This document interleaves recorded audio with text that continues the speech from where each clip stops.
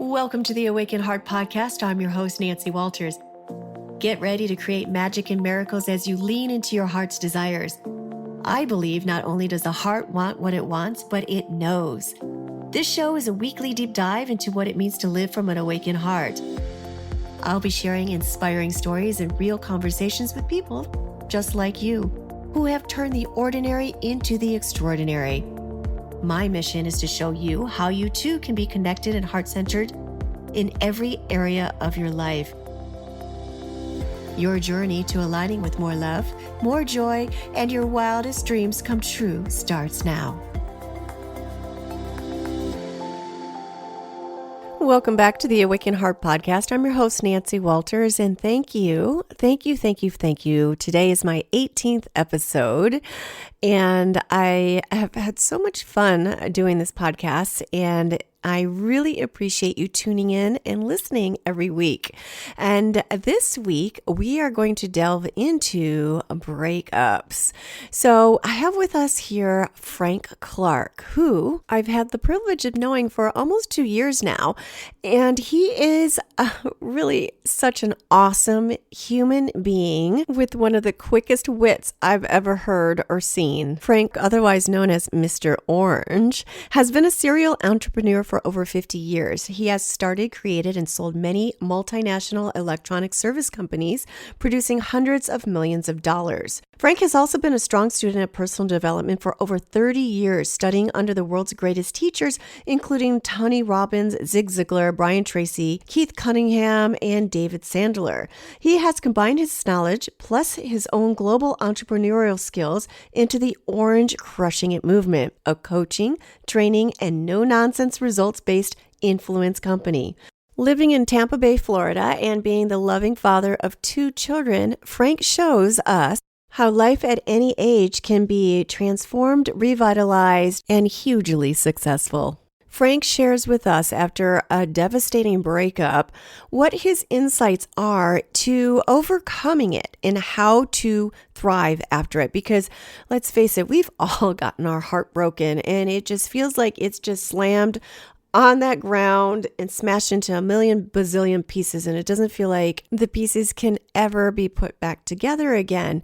But with patience, with allowing the emotions to move through, because you're going to go through the whole gamut, and then you're going to go through the whole gamut of emotions again, but having patience and giving yourself time to grieve, and then you take ultimate responsibility for it, and how important gratitude is. And then we also dive into a little bit of what's going on in the dating scene right now, some of our old experiences, which are kind of funny, and also COVID dating. How do we date during COVID? And actually the benefits of dating right now during COVID and doing the online thing. So without any further delay, here is this week's guest, Frank Clark, aka Mr. Orange.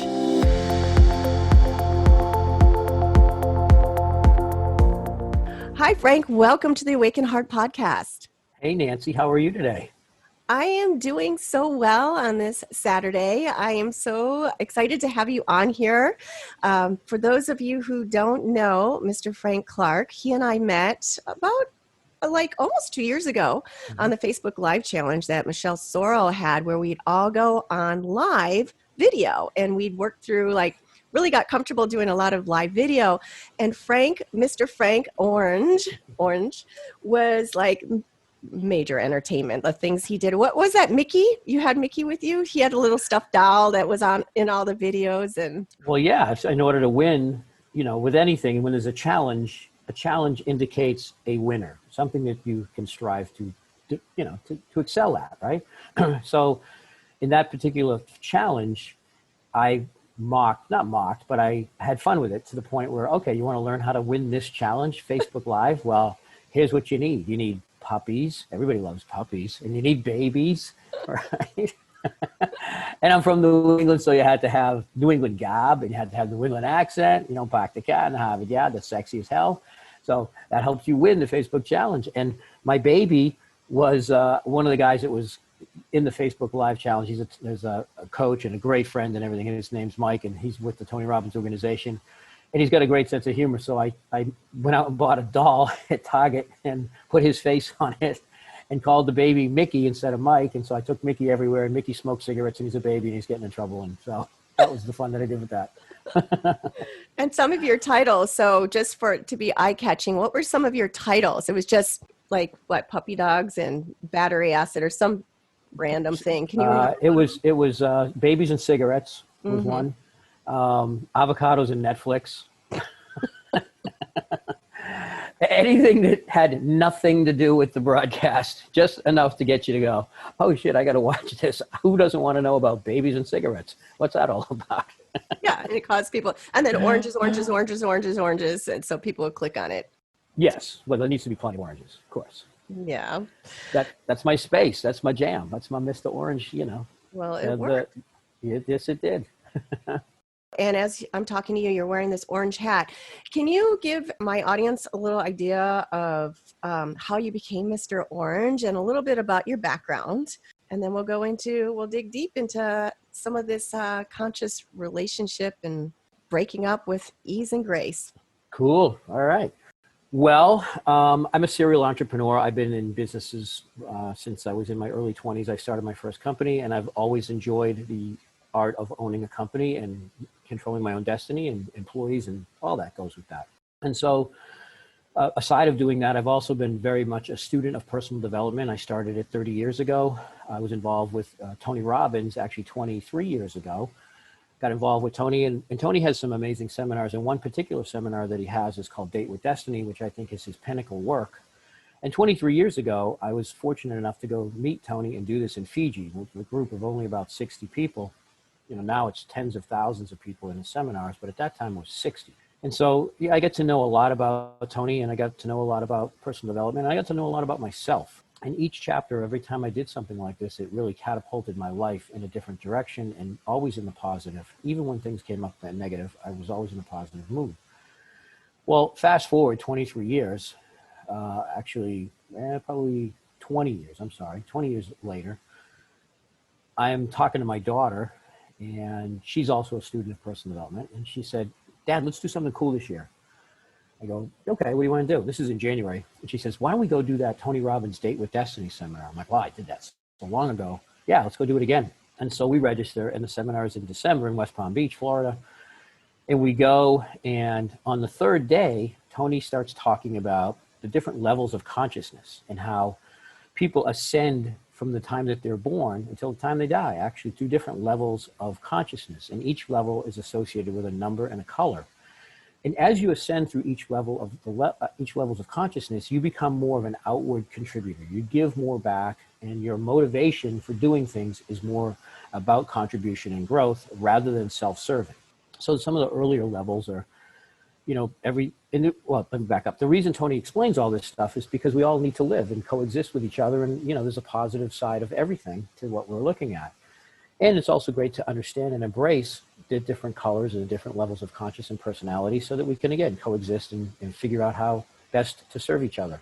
So as you ascend, again, like the earlier levels are red, and red is a narcissist, and that's level 3, and that's kind of self-explanatory. Then you get into the blue level, right? The blue is a level 4, and blue level is about being very rules-based. So if you grew up in a very staunch religious Christian family, let's say, or the Quran was your the rule book, right? You followed it religiously, you followed it, and you didn't deviate from that. That's the way the rules were. And so you weren't very accepting of people outside of that space. Or if you grew up in a military family where, 0500 we have dinner, and 0730 we're going to read the Bible, and 0800 you're in bed, right? Very regimented. And, that's a different type of people, right? So that's level 4 blue. When you get to level 5 is the first level that becomes ergocentric, not egocentric. So level 5 is represented by the color orange. And a level 5 orange is somebody who's very driven, very passionate about business and growth and excitement and significance.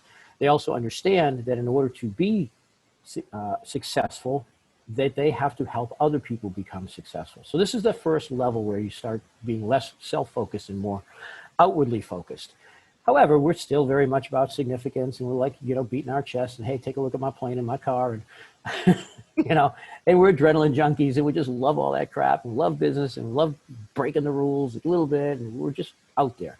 Well, the next level is level 6, and that's green. And people that are green are more, about social programs and giving back and helping each other and financially helping each other and share the wealth and, kumbaya and hug a tree and all that, happy shit, which I'm not. Okay, I'm not. Yes, are there parts of it I totally embrace and love? Absolutely. Then you get to yellow, which is like Reiki healers and yogi. It's all about the work. Anyway, so Tony asks people in the room who represents each color. And he hands them a colored microphone and a colored hat to represent that color. And so when he got to orange, I was selected to do that. And then he had us battle for about 45 minutes. Okay, blue, you're the religion. Tell me what you think of the orange guy over there. And he'd be like, oh, well, it's easier for a camel to pass through the eye of a needle than it is for a rich man to get into heaven. You're damned. You're also about money, money, money, money, money. And so he would say his piece, and then Tony would say, Orange, what do you think about the blue guy? I'd be like, well, first, I want to thank you for buying your Bibles from our publishing company. I appreciate all the business. And, oh, by the way, I put money in the plate. And, oh, by the way, I built this church. And, oh, by the way, I pay taxes and the church doesn't pay taxes. And I can't, last time I checked, I can't pay my mortgage with a Bible and blah, blah, blah, blah, blah. So we go toe to toe. And then the green girl is like all about social programs. And Tony's like, what do you like about the orange guy? And she's like, wow, I don't really like him. He's not about the environment. They don't care. They pollute. They're just about profits and they don't care and blah, blah, blah. And okay, Orange, what do you think about the green people over there? And I'm like, hey, well, first, I want to thank you for buying your medical marijuana from our dispensaries. Oh, my God. Quick wit. I appreciate you as a customer. Stop smoking the shit and let's get to work and make some money, okay? I'm tired of paying for all the free shit that you guys want. So when you're in a room of 5,000, high drive individuals, and there was 5,000 people in the room from 80 different countries, and a lot of people were like, they were orange. I didn't realize there was so much orange energy in the room. So everything I said, it was like, wow. Fascinating. Yeah, it was fascinating. It was fun. And when it was done, I've never had so many people come up to me and throwing business cards at me. And, hey, man, what's your business? And, hey, we should merge. And, hey, you should help me. And, hey, do you coach? And, hey, do you do? I'm like, wow, this is wild. And then I go to another seminar and I just would wear an orange hat and 10,000 people and 5,000 people and then 20,000 people. And they're all coming up to me going, hey, you're the orange guy. Hey, let's work together. Let's do some business together. I'm like, man, the universe is screaming, Frank, pay attention. And then, from the time I went to Date with Destiny, and then I guess this is a segue up into the next segment of what you want to talk about is, I came home and I was married for almost 20 years. And my wife at the time said, I want a divorce. I was devastated. I'm like, well, you don't understand.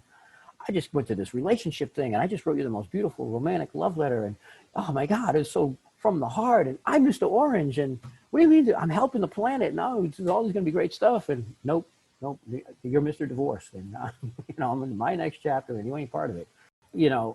That's how I became Mr. Orange. And then I was Tony picked me again. So I did it again. And then they videotaped me and I was played in Australia. And so tens and 20s of thousands of people know me as Mr. Orange. And so I created a business around it. I created a coaching and consulting business about it. And because I went through a divorce, I added the component of getting on to your life in the second chapter, right? As we get older, people, I don't care what age you are. I've heard people in their 20s go, oh my God, I'm turning 25. Oh, I'm turning 30. Right? I'm almost 30. What, are you kidding me? It's all over. Forget it. But I wouldn't do. Yeah, it'd be 30, right? It's all over. Oh my God, my life. But at some level, it happens in 30s, 40s, 50s, 60s, 80s. People look at themselves, and at some point, I've heard many of them just kind of check out, right? They lose something that's really valuable to them. They lose their personal self-esteem, or was tied up with their net worth becomes their self-worth, right? Oh, I lost my net worth, therefore I'm useless. Or I get divorced and I was married almost 20 years. Therefore, I'm not lovable. Or my kids moved out. I don't have another purpose. Or, you got downsized. Or you had a death in the family. Or you got sick.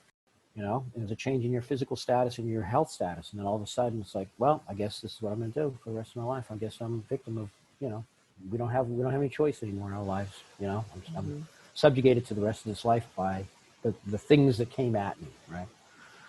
And that's not true. You can take control of that all the time. And that's what the whole Orange platform and the Orange Crushing It movement is about. It's about, having fun and picking yourself up and moving on and just jumping out of airplanes and bungee jumping and crazy shit. We got one life, right? We got one life that we're consciously aware of until we go on to the next one. So live at large. And I know you were with your wife a long time, and it was pretty much a love story from what I remember. And so it was totally out of the blue, and you were stunned when that happened. How in those moments, because breakups are so devastating, especially when it comes from left field, what were some of the things that you did in the first few days, the initial period, to help yourself overcome this? Well, again, having done 23 plus years of personal development, one of the things, there was two lessons that I've taken away from this that are probably the two things that I've used the absolute most. Well, four things. Well, maybe five things. No, there's a handful of things that I constantly remind myself of. And one is that I'm in control of my state. And what do I mean by that? I'm in control of my physiology, how I sit. I can smile. I can always smile. I can force myself to smile, right? I can look up. I can be happy. Even if my restate this. You don't be happy. You do happy. Okay? We don't get depressed. We do depress. All right? Because there are elements of depression, the way I talk, the things I focus on, and my physiology. All three of those things contribute to being or doing depressed. All things lead to being happy. I can stand up and smile, even if I'm having the worst day of my life. If I stood up, look up at the ceiling, and raise my hands out to the world, and I just go, I'm happy, I'm so happy, oh my God, this is so beautiful. It's really hard to be pissed off. If I force myself to laugh, if I force, the body, right, you get some endorphins going through it, you get a workout in, you're feeling bad, you get up and run, you get up and jump, right? Your body just can't help but start to feel better. When you're in an attitude of gratitude, it's really hard to be depressed when you're grateful for things. And what can we be grateful for? Everything. Everything. If God said to you, if you believe in a God, or whoever said to you that tomorrow you only get to wake up with the things you were grateful for today, what would you be grateful for? Oh, I forgot to mention my eyes. I don't get to have them tomorrow. I forgot to mention my legs. I forgot to mention that I have clothes, that I have a comfortable place to live, that my kids are healthy, that my parents are still alive, that my friends are doing well, that my business is good, that our country's not under attack. Well, you could go on and on and on and on. You would never run out of things to talk about, to be grateful for. So you can always be grateful. So that's another tool that helps you get through a tough time, is understand the things you're grateful for. Understand that you can control your state. And then the third thing, and I guess is really important, is that there are events in our lives that happen, and then there's the meaning we attach to the event. What meaning am I attaching to this event? The event, divorce. Event, you don't want me to be with you anymore. Well, what's the meaning? Does that mean Frank's an asshole? Frank's a loser? Frank's not worthy of love? Frank's a bad guy? Do I believe that I create, promote, allow everything in my life? Yes. Do I believe that I participate in the demise of my marriage, even if I'm devastated and it looks like I was blindsided? Yes. I take responsibility for everything in my life. Okay. So that when you do that, there's not a place to necessarily blame all the time. You have to look internally and go, what did I do to participate in this? Because I participated at some level, right? So once you get to those places, okay, I can manage my state, even though it's not easy. I can manage my state. I can understand that I have control of the meaning, and I can be grateful.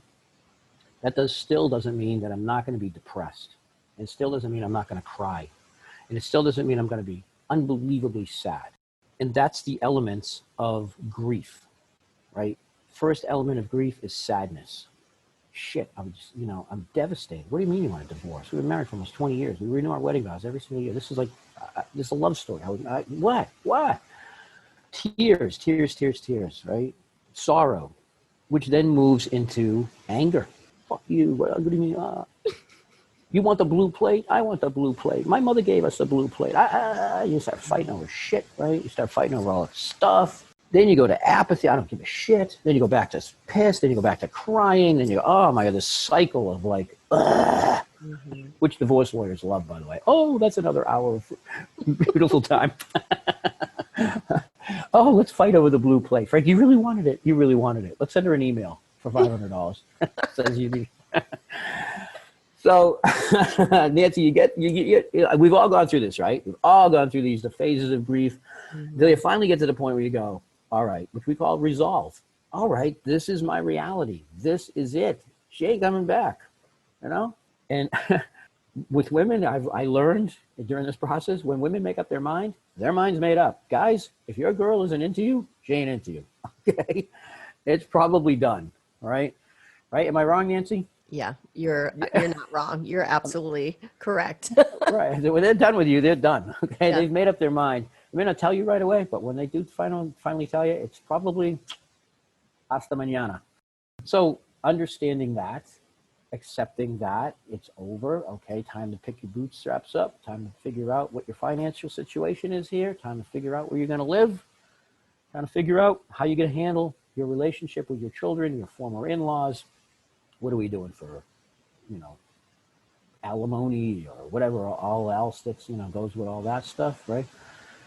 And that's your reality, okay? It's like looking down at the scale and not necessarily looking at what you see back, okay? You want to lose weight, man. You look down and thing goes, hey, one at a time. Get off there, fatty, right?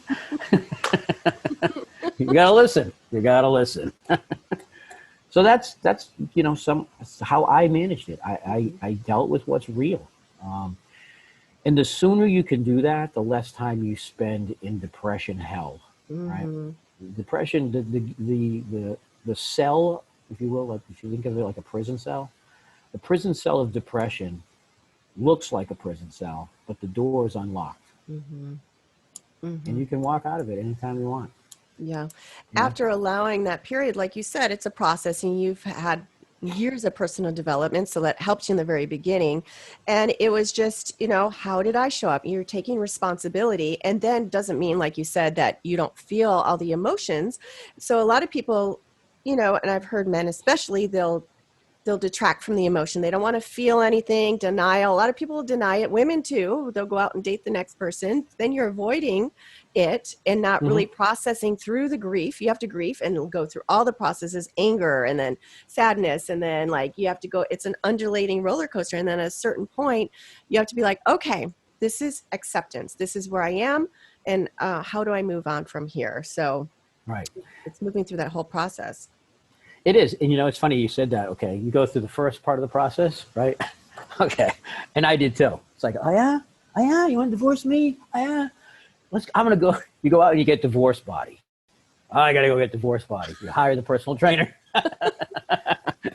Hey, who do you know that does Botox? Right? I got to get that shit done too, right? Oh, I'm going to get tan. Oh yeah. I'll show you. I'm going to get in the best shape of my life.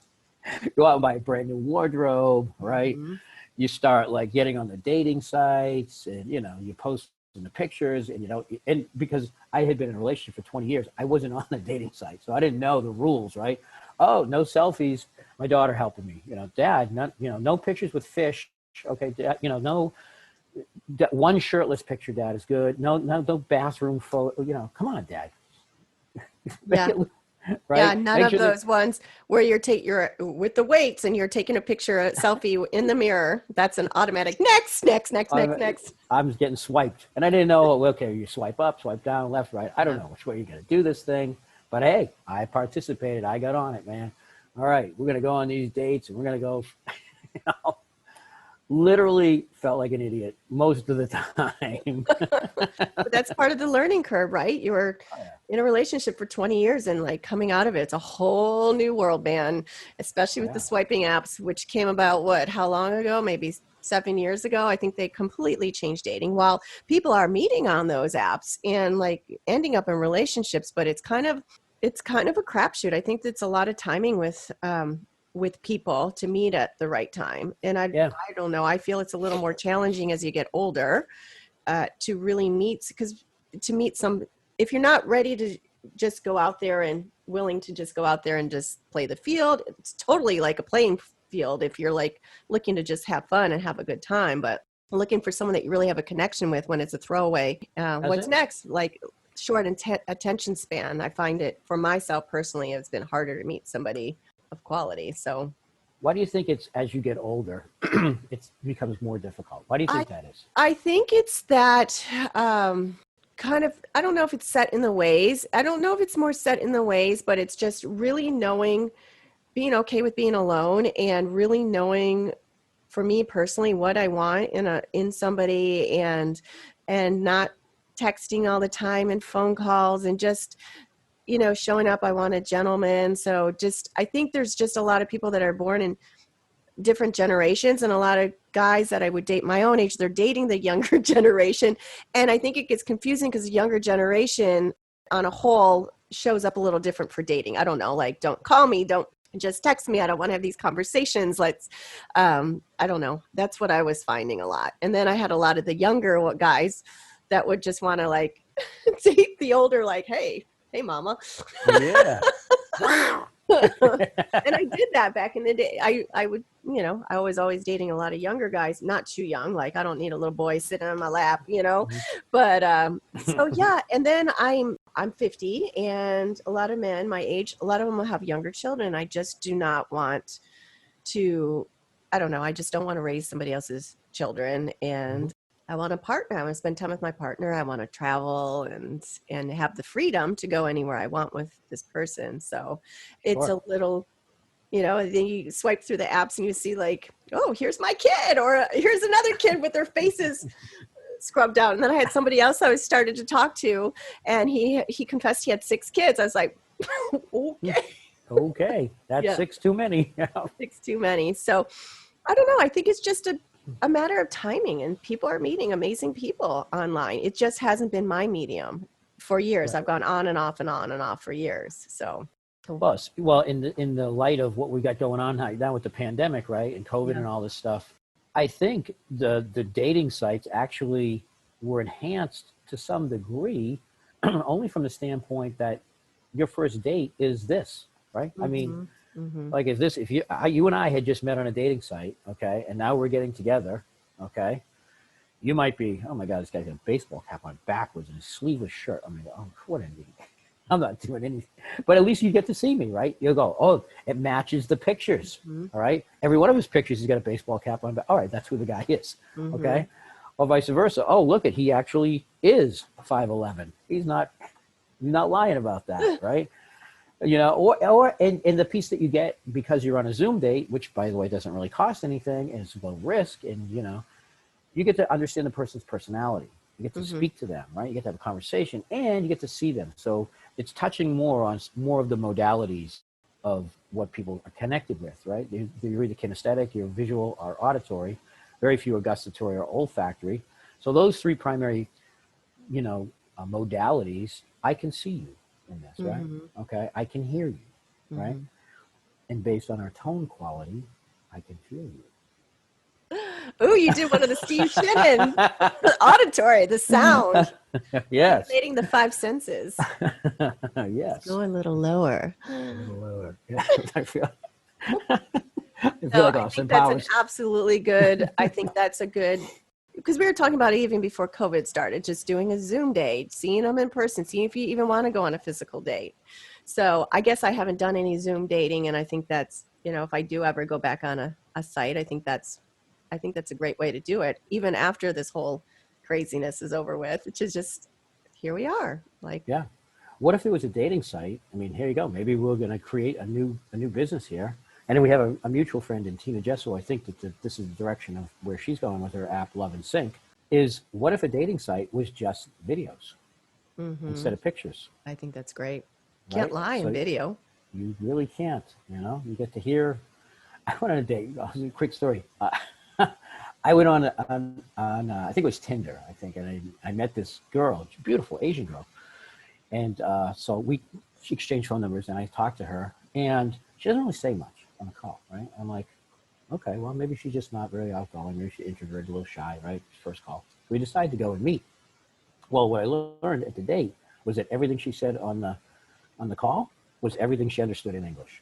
And that was it. Oh my goodness. So I couldn't communicate. I couldn't communicate with her at all. Yeah, at all. Oh, you look very pretty. Thank you. And you look pretty. Thank you. And you look handsome too. I was like blown away, but that's what you get, right? If there was video and we have a conversation, real conversation, okay, you get to know the person a little better. I mean, I'm sure everybody's got some dating story hell, right? Besides the catfishing and all that other stuff, I'm sure they got plenty of stories of how things did not turn out how you thought it was going to be. Mm-hmm. So, Absolutely. I think that would be a good book. The oh, what is it? Tales from the online. swiping hell. Swiping hell. Swiping hell, yes.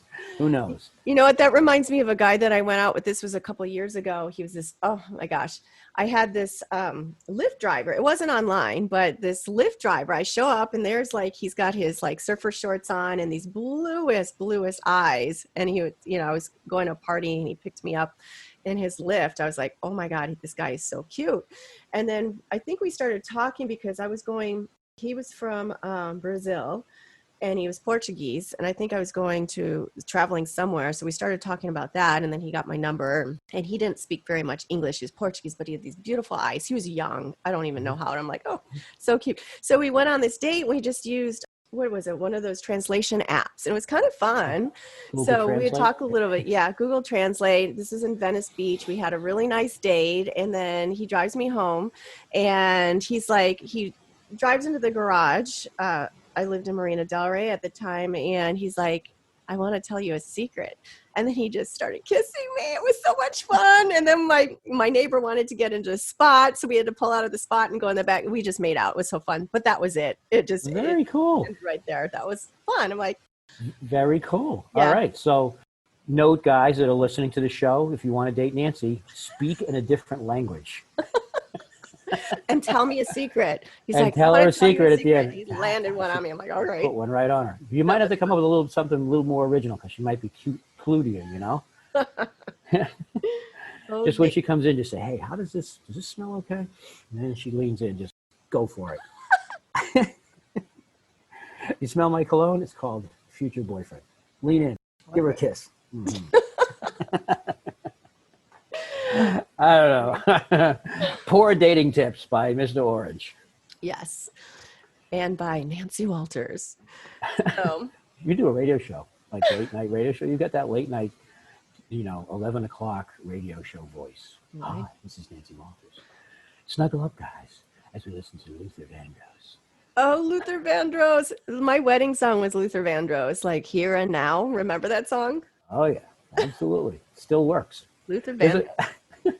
We are really like going way off track. But I got to tell you, I drive a Tesla, and there's a feature in a Tesla, which, by the way, if you never, gals out there, check out the one feature on Tesla that it works. It's a surefire. And it's called romance mode. And in your Tesla, in a parked car, okay, you can make your entire screen a crackling fireplace. And Tesla's got these big ass, iPad kind of screens, right? So you have prep this, okay, have a small bottle of wine, put it in the back seat of your car, and go, hey, I'd like you to see, there's this feature in my car, it's called romance mode. You like to see it? It's best if you sit in the back seat. So you sit in the back seat, and you put the monitor on, and it has this crackling fire, and then it just plays love songs on the radio, and then the seats warm up, and there's a little heater coming out of the vent. You got the wine ready. There you go. That's when you're leaning in for the I want to tell you a secret. Oh my gosh. Are you really serious? That's in the car? Are you really? That's a feature. That's a Tesla feature. Oh my okay. Gosh. Tesla. God, that really upgrades it back from when we were mine was like 19 whenever dating. And remember the Trans Ams and the Firebirds, and then like one leg reach over and your seat goes flying backwards and making on the back of church parking lots. And yeah, but you had access. There was the full bench front seat, man. That was those went bye-bye. Too bad. Those were fun. And the drive-in theaters. I don't know if you were old enough. Drive-in theaters? Yeah, I never really dated much when I was younger when drive-in theaters were happening. But I went with a bunch of friends to it. But I think I went once. It was fun. It's all about making out. I lost my virginity at drive-in theater. Did you? Backseat of the car. At a drive-in theater. Oh, hell yeah. Oh, my goodness. Did you have tinted windows? They didn't have tinted windows back then. Nope. No tinted windows. Just, you get enough, you make out enough, you get enough fog going in your car. Yeah. No one's going to see anything anyways, right? And in New Hampshire, I don't even know if they still have, but in New Hampshire, southern New Hampshire, they actually had a rated X drive-in movie theater. No. Swear to God, okay? I don't know if it's Litchfield, New Hampshire. They had a rated X drive-in theater. Yeah. Everyone's boinking in their cars then. nobody's caring what to see in somebody else's car. I don't think. No. I don't think. Oh. Anyways, the good old days of drive-in theaters, where you would forget that you had the speaker attached to the window of your car and drive away because you had a little. Oh, yeah. Ripping it off. Ripping the thing off or crashing the glass in your car. Yes. Didn't they start like putting a deposit down on those things or something? Like if you ripped off, you were getting a fine. You're getting a fine. Yeah. Yeah. I mean, because that was the good old days, right? It was fun. It was fun. Yeah. Not to say it's not fun today and nowadays. There was just some innocence and some coolness about back in the day before cell phones, back in the, when you actually had to pick up a telephone. Mm-hmm. You wanted to call somebody, you want to go on a date, guess what? You have to pick up the phone, which is tethered to the wall, so you can only go so far, right? Get the other person on the line, and guess who you're getting first before the girl you want to talk to? Dad. Her mom and dad, right? And then probably even a brother. And it's, hey, Mr. C, can I speak to Cindy? Who's this? He knows who it is. What do you want? What do you want? I'd like to speak to your daughter. What about? Oh, I guess I'll get her. Then the brother gets on the phone. Who's this? Oh, my God. Frank who? Oh, come on, guys. So you had to have courage. You had to have, you didn't text somebody. You couldn't hide behind a screen and some words. You actually had to make the phone call. Mm-hmm. Then you had to show up at their house. Okay. Guys back then, and I think it was a lot more chivalrous back then. I don't know how it is still today. I still believe in a lot of that old school value where a guy picks a girl up, guy makes the date, guy sets where we're going to go, opens the door, all that, right? That's what real romance is all about. But you had to be able to face rejection because you were right in her face and, hey, would you like to go out with me? No. Mm-hmm. Right? And sometimes the no's weren't so nice. Mm-hmm. With you. Oh my God. It's just so mean. I know. I know. Well, some of you girls could be, you could be kind of mean. I give guys so much props I was always nice to someone that would come up. If they asked me out, I wasn't interested. I'd be like, no, but thank you so much. I appreciate that. Just let them feel better for having the courage to come over because it is guts, man. If I had to do it, I would never have gone out with anyone because I'm too scared. I used to not even be able to, if I was attracted to someone, I wouldn't even be able to look them in the eye. Like, oh my God, there's a cute person. I'd be turning away, and then I'm oh, he left. He didn't come over. Well, obviously. You wouldn't know that about you now. I mean, you're very outgoing, very bubbly, very, vivacious and charming and attractive. And you just exude an energy that's like, hey, man, I got to go hang out with this girl. Well, thank you. If you were my Lyft driver, I'd be asking you out. Obviously in Portuguese, because that seems to work. So Portuguese. Well, he knew very little English. It was it was a fun night. Mm-hmm. That's all. He probably went home to his buddies and went, oh, my God. She fell for the fact that I don't understand a lot of English. We use the translator. Dude, high five. High five. Yeah, that works. Do that again. Right. So that was fun. Memory lanes. Memory lane. Growing up. So Nancy, let me ask you, why did you name your podcast The Awakened Heart? Because when we can tune into our hearts, there's different ways of awakening. When we get out of our mind and lead with our hearts, that is where the intelligence is. That is where all possibility really exists because we're going with what our heart wants and getting out of the shoulds and getting out of the because ofs and have tos, and you're leading with, I don't know, I think there's real creation in the heart, and people that follow their heart are creating amazing things and amazing businesses, awakening to new things and having no limitations to the possibility. That's a great way to define it. No, that's beautiful. That's beautiful. Where it's open and receiving and available. Mm-hmm. And breakups, what we were talking about, devastation, and it's feeling it. Your heart's broken. It's broken, but then through that breaking point and through that pain, it heals itself and it becomes open again to new possibilities. It's the ability to heal it and to open up again and to receive and keep an open heart. And the magnetic field from heart energy is, I don't remember the stats about how many times bigger it is than the energy that's created from thought. I've always been fascinated with the heart intelligence and how they're studying it about how there is an intelligence of the heart, and it's listening to it. It's tying in. I think it ties us in with our innate nature when you can connect to that. Well, I agree with you. And I mean, there are probably many schools of thought that would think differently than this thought that I have, but I think sexuality evolves into intimacy, the sex, and then there's intimate sex. Intimate sex is heart-based. Mm-hmm. Sex is head-based, and yes, once you get into that element of, where the flow is, you talk about matching and mirroring, right? How powerful that is for rapport building. There's no greater match and mirror than two people that are making love, because you're breathing synchronatically. Right? Is that a word, synchronatically? I think yes. Well, it is now. It is now. I just made it up. But you get the point, right? When you're into that embrace, you're into that where your bodies are actually acting and reacting in the same rhythm.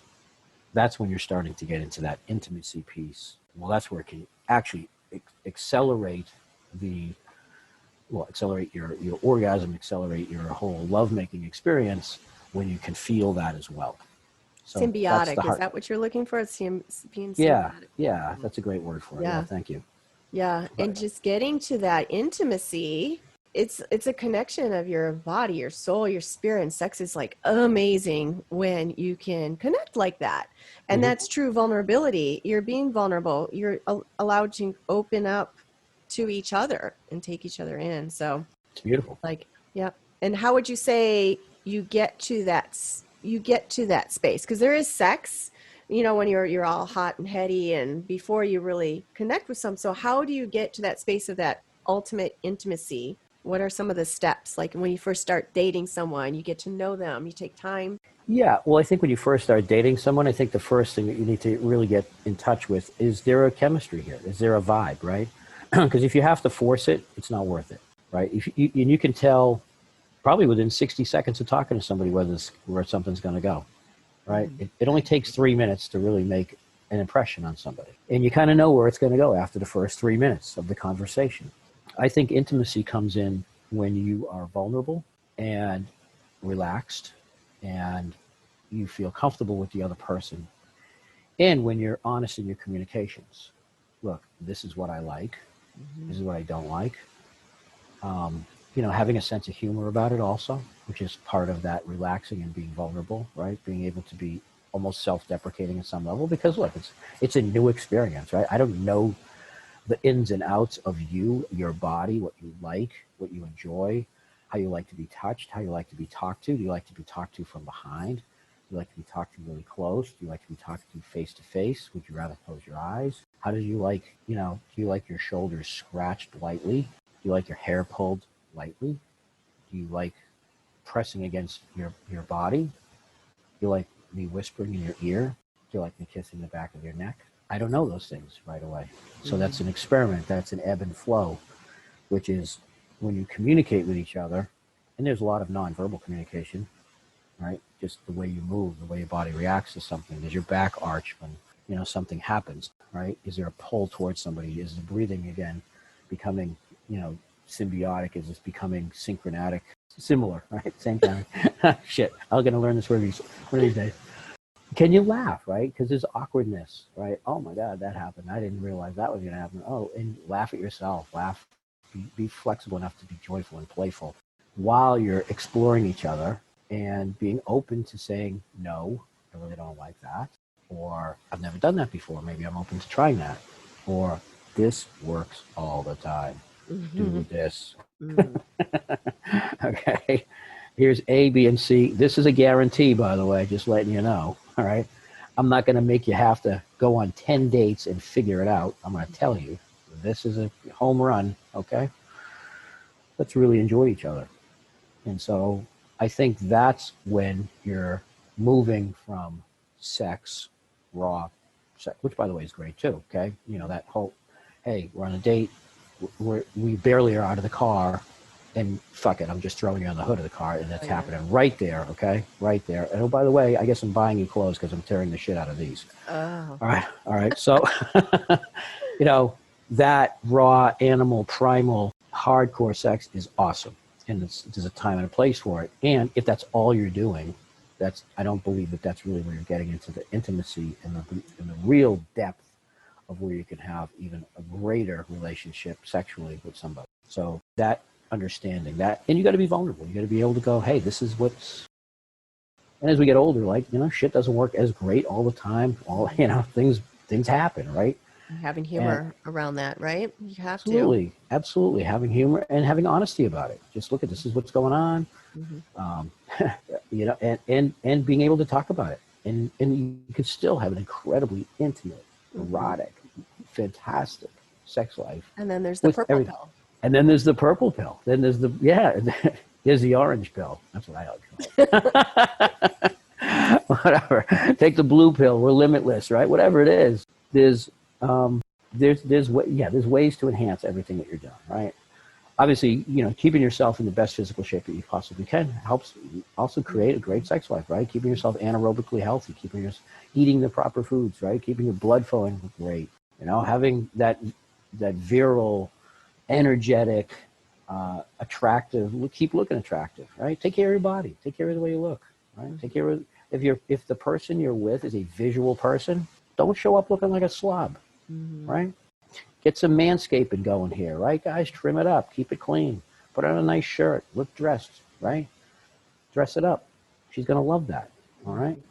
She's going to appreciate that. And that's where the languages come in, like when that conversation with Steve Shinnon. It's the love languages. You got to know, like you said, visual, there's auditory. You got to know which one your partner is and, and cater to that. Cater to that. Exactly. That's what I was going to say. Yeah, don't force them to be your. Yeah, don't force them to be your love language. Cater to theirs. Yep, absolutely. Right? Even if it's outside your scope of comfortable. Well, I'm not really a cuddly person. If your girl is cuddly, be cuddly. Yeah. Okay? Because you want to know something? The benefits of you reciprocating her love language, off the chain, guys. Off the chain. All right? Pay attention. Yeah. Off the chain. Well, Frank, I love how we just undulated in this conversation. So we went from like breaking up and recovering from breakup, and then we went into nostalgia land with the drive-ins and, dating and online dating. And now we get to like do it on Zoom. So it's easier to, I think there's a lot of benefits to that. And it's easier to kind of screen out and see if you are able to speak the same language, right? Right. And now we're moving into the late night radio portion. Late night radio. That's Nancy fun. Walters. That's PG-13. I really enjoyed this conversation. I would love for people to know how to find you. You had mentioned you have some coaching programs, one that has to deal with relationships, right? And then you have coaching, into greatness. So can you tell us a little bit about that and how to find you? Sure. You can go on Facebook and you can find me at Frank Clark, or you can join our movement, which is Orange Crushing It. You can also, if you'd like, you can find me on Instagram at _Mr. Orange. You can also hit my website, themrorange.com, and come find me, come hang out. And I love to work with people, especially in that transitional phase of their life. I also like working with business owners. Like I said, I've been an entrepreneur for over 35 years. I'll help your business get unstuck. I'll help you, double your salaries and increase the culture and just have a better company overall, and help you exit with some wealth and some fun all along the way as well. So that's what I'm all about. And Nancy, thank you so much for letting me be on your show today. It's been a long time since we reconnected. And I know. I love you and miss you, and you're a beautiful soul and stunning human being. So. Thank you, Frank. I feel the same about you. So I'm going to put all that information in the show notes. And so y'all need to go and find him, because you need to orange crush it. You'll be orange crushing it. Thanks again. You're welcome. My pleasure. Okay. Bye. Ciao. Ciao, ciao. Thank you for listening to this week's episode of the Awaken Heart podcast. If you've enjoyed what you've heard today, share it with a friend. And if you haven't already, head on over to your favorite podcast app to subscribe, rate, and review. If you have any comments, questions, or feedback, you can reach me at theawakenheartpodcast.com.